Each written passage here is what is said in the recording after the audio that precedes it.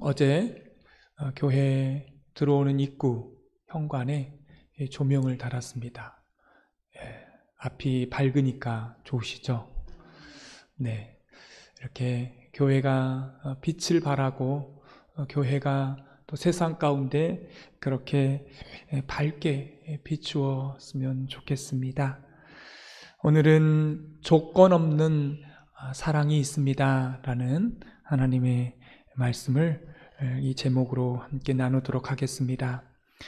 여러분 혹시 신앙생활을 하시면서 이런 생각을 해본 적이 있으십니까?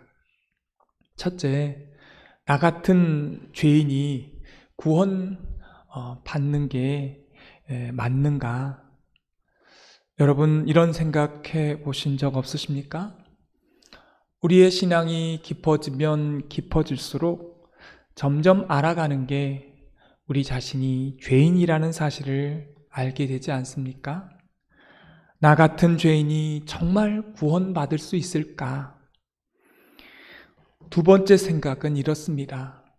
구원받았다고는 하나 구원받는 그런 믿음 안에 산다고 하지만 저와 여러분은 매일같이 죄를 짓지 않습니까? 언제까지 짓는다고요? 죽을 때까지 우리가 죄를 짓습니다.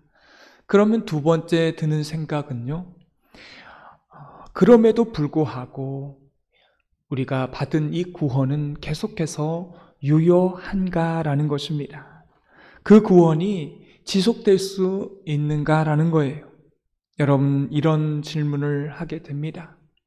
여러분 이런 질문을 우리가 왜 하게 되는 것일까요? 우리가 구원을 받았고 우리가 구원을 받았다고는 하지만 왜 우리는 또 계속 구원을 받았다고는 하지만 죄를 짓기 때문에 우리의 그 구원이 계속 유효하냐라고 하는 거예요.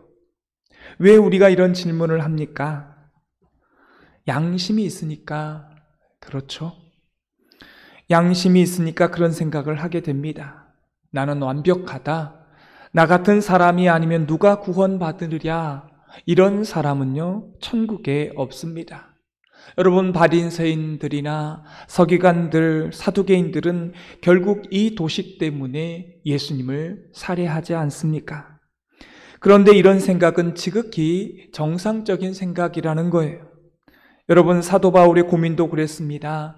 내가 원하는 바 선을 행하지 아니하고 도리어 원치 않는 악을 행하는도다. 사도 바울이 말했습니다. 이것은 예수님을 믿기 전의 이야기가 아닙니다. 사역자로 살아가면서 쓴 서신서의 내용인 거예요. 사랑하는 성도 여러분, 사도 바울이 이런 고백을 했다라면 저와 여러분은 도대체 무슨 고백을 해야 할까요? 오호라 나는 공고한 사람이로다. 이 사망의 몸에서 누가 나를 건져내랴. 여러분 이런 고백을 사도 바울이 했습니다. 여러분 이것은 자기의 실체에 대한 고백이었지 자기 믿음이 흔들린 것은 아니었습니다. 그래서 나 같은 사람이 구원받을 수 있는 게 맞는가? 나는 매일 죄를 짓는데 그 구원은 유효한가? 이 질문을 하는 사람이요 흔들리지 않는 그 비결이 있습니다. 오늘 말씀의 내용이 바로 그런 내용입니다. 매일매일 살아가면서 우리가 이 신앙의 뿌리가 흔들리지 않으려면 먼저 하나님에 대한 사랑이 이해가 바로 되어져야 하는 것입니다. 오늘 5절의 말씀에 보면 하나님의 사랑이라고 그 중간 부분에 나와 있습니다. 그 다음에 8절에 보니까 우리에게 대한 자기의 사랑을 확증하셨느니라고 내용이 나와 있습니다. 그러면 오늘 성경 전체에 5절에서 11절까지를 보면 그 하나님의 사랑의 특징이 무엇인지 세 가지가 나와 있습니다. 이 세 가지를 여러분에게 소개합니다. 오늘 본문은요 신기하게 6절에 보니까 우리가 아직 연약할 때라고 나와 있고 8절에 보니까 우리가 아직 죄인 되었을 때라고 나와 있고, 그 다음 10절에 보니까 우리가 죄인 되었을 때라고 나와 있습니다. 여러분 보십시오. 우리가 연약할 때, 죄인 되었을 때, 원수 되었을 때, 여러분 이렇게 점점 더 단어가 격화되어 가는 것을 봅니다. 그때 주님께서 우리의 사랑을 확증하셨다는 거예요. 아무 조건 없이. 우리는 연약했어요. 우리는 죄인이었어요. 우리는 원수 되었어요. 그럼에도 불구하고 그때 우리가 회개하고 노력하고 의롭게 살고 그런 때가 아니었다는 겁니다. 원수 되었을 때 당신의 사랑을 확증하셨다는 것입니다. 사랑하는 성도 여러분, 우리는 이 말씀 안에 하나님의 사랑의 특성이 있음을 보게 됩니다. 첫째는 창조적인 사랑입니다. 사랑할 만하니까 그 조건을 가지고 사랑하는 것이 아니었습니다. 사랑할 만한 조건을 가지고 있는 그 사람을 사랑하는 것은 바로 도덕이라고 말합니다. 그건 창조적인 사랑이 아니에요. 의롭게 살고 도덕적으로 사는 사람이 아닙니다. 그냥 너무나 평범한 사람, 그리고 구원받기에 합당치 않아 보이는 그 사람들을 우리 주님께서 일방적으로 선택하시고요. 그들을 사랑하시는데 이게 중요해요. 사랑스럽게 만들어 가신다는 것입니다. 이게 하나님의 창조적 사랑입니다. 이걸 칼바르트라고 하는 우리 장로교회의 유명한 신학자가 이런 말을 했습니다. 하나님의 사랑은 그 대상을 찾아 헤매시는 것이 아니라 대상을 창조하시는 것이다. 여러분, 사울이요 다메섹 도상에서 혼자 간 게 아니었습니다. 예수님을 믿는 사람들을 잡아 죽이려고 영장을 들고 여러 사람들과 함께 가는 길이었습니다. 그런데 하나님은 아주 정확하게 사울에게만 음성이 들리게 하고 빛을 비추었습니다. 여러분 이상하지 않습니까?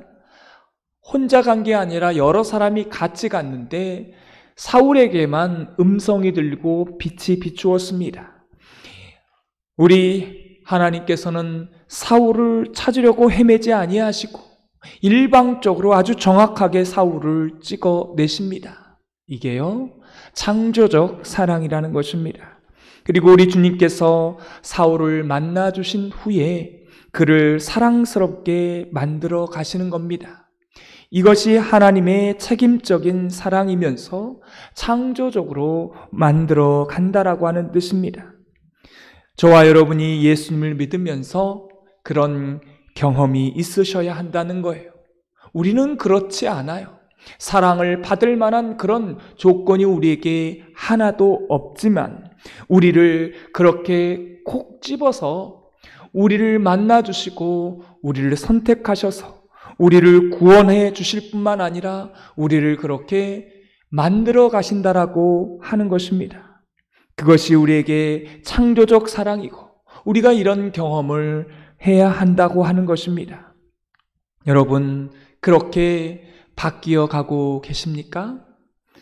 그럼 예수님을 잘 믿고 있는 거예요. 오늘 말씀에 보면 또한 이 하나님의 사랑의 두 번째 특성은 무조건적인 사랑입니다.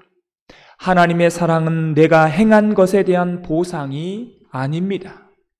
아무 조건 없이 무조건적인 사랑입니다. 사랑을 받을 만하니까 사랑해주는 그런 사랑이 아니라는 말입니다. 조건을 보고 사랑하는 것이 아니에요. 저는 이 하나님의 사랑을 생각할 때 저희 어머니를 생각해요. 저희 어머니에게 저는 이 하나님의 사랑을 많이 느꼈고 그 사랑을 많이 받았습니다. 아무런 보상도 아무런 조건도 없이 자신의 온몸을 다해 헌신하시는 그 어머니의 모습을 보고 저는 성장을 했습니다. 이 사랑이 어쩌면 저를 목사로 이 길을 가게 하도록 했는지 모르겠습니다. 세 번째 하나님의 사랑의 특성은요, 미래적인 사랑입니다. 지금 현재를 보고 사랑하면 사랑할 수가 없죠. 미래를 보고 사랑하는 것입니다. 그래서 베드로를 만날 때 주님께서 뭐라고 말씀하십니까? 너는 장차 게바가 되리라. 그리고 너의 이름을 반석으로 만들어 줄 거라고 그 이름을 붙여 주십니다. 현재를 보고 붙여준 것이 아니라 미래를 보고 그 이름을 붙여준 것이죠. 지금은 쓸모없는 짱돌입니다. 어디에도 써먹을 수 없는 돌이지만 앞으로 너의 인생을 반석으로 만들어줄 것이다.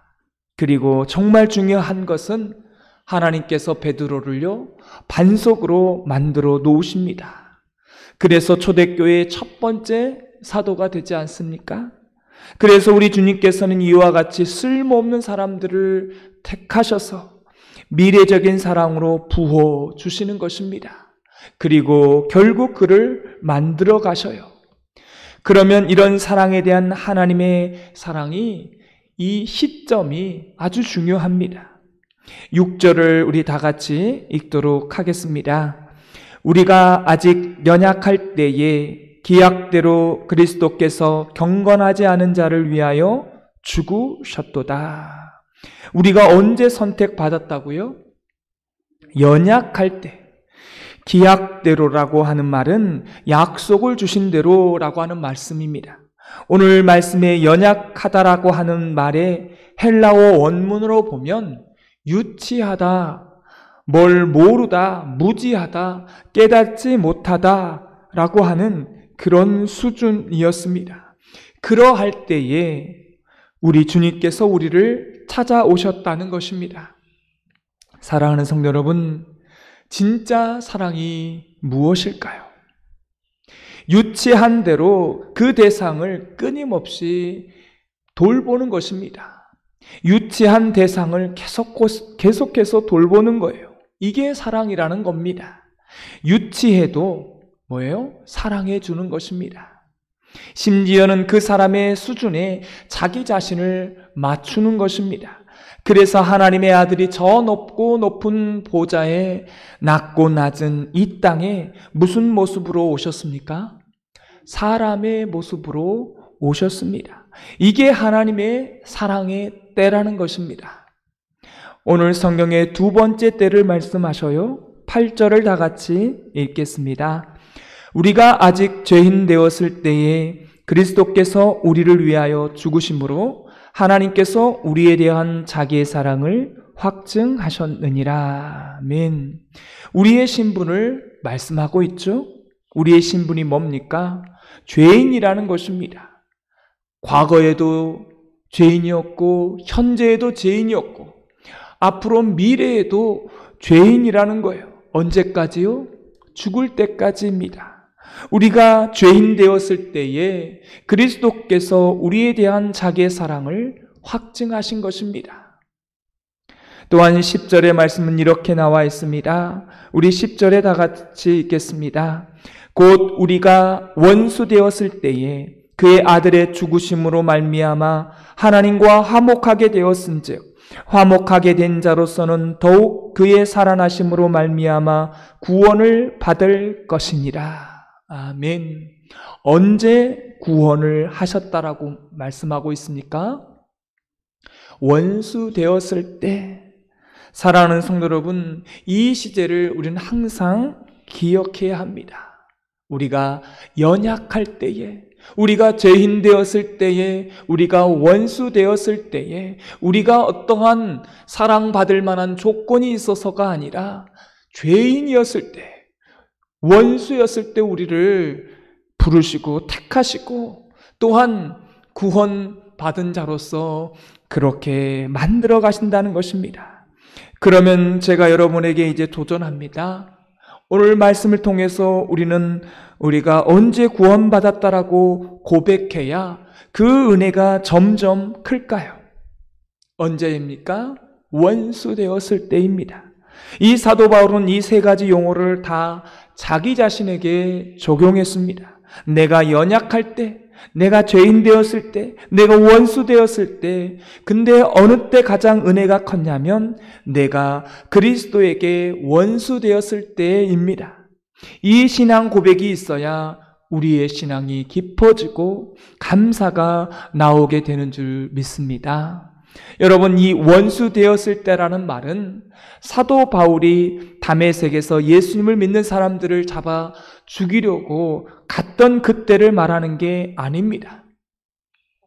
이게 신앙이 깊어지면 깊어질수록 우리가 그리스도와 나와의 관계가 본성적으로 우리가 죄성을 가지고 있어서 원수되었다는 사실을 알게 된다고 하는 사실입니다. 그럼에도 불구하고 주님께서 우리를 창조적으로 선택하시고 무조건적으로 선택하시고 조건 없는 사랑으로 선택하셔서 우리를 하나님의 자녀로 만들어 가시는 것입니다. 이런 과정을 깊이 고백해야 은혜가요 더 커진다라고 하는 것입니다. 이렇게 살아가게 되면 자기의 의를 고백할 수가 없고요, 또한 다른 사람의 죄를 지적할 수가 없는 것입니다. 사랑하는 성도 여러분, 오늘 하루를 살아가시면서 나는 참 유치한 사람입니다, 이것도 좋지만 저는 죄인입니다, 그리고 심지어 하나님, 제가 직분자로 살아가고 있지만, 제가 목사로 살아가고 있지만 오늘 또 주님의 원수입니다. 그 대신 그 다음이 중요해요. 저를 불쌍히 여겨 주옵소서. 그리고 저를 구원해 주옵소서. 그리고 저를 만들어 주시옵소서. 그리고 하나님의 백성으로 만들어져 가고, 그리고 그게 미완성이잖아요. 그럼 우리를 죽이십니다. 죽여서 완벽하게 의롭게 만드셔서 당신의 나라 천국에 우리를 데려가게 하심을 믿습니다. 여러분, 왜 죽이시는 겁니까? 이제는 죄를 더 짓지 못하게 만들어 버리십니다. 그래서 우리 믿는 자는요, 죽음을 다르게 해석할 수 있습니다. 죽음은 우리의 문제를 완벽하게 해결해 주시는 하나님의 또 다른 은혜라고 하는 것입니다. 사랑하는 성도 여러분, 바로 이런 존재가 우리 자신임을 날마다 깨닫고, 그래서 하나님의 구원이 필요합니다. 주님, 저를 만들어가 주십시오.